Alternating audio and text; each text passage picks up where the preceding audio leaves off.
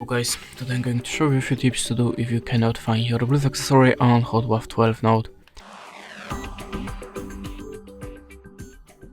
So when I have a problem with my headphones or another Bluetooth gadget, I'm always starting from the simplest way: just switch off and switch on again the Bluetooth connection to restart it. You can also try to restart your phone. Little obvious, I know, but sometimes it really works, so just try it.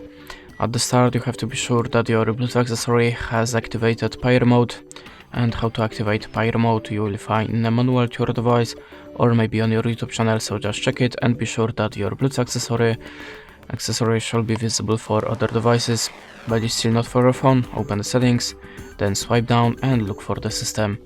Now choose the reset options and select the Wi-Fi, mobile and Bluetooth. Tap the reset settings button, configure your pattern and tap on this button again. After that, look again for your device on the Bluetooth list.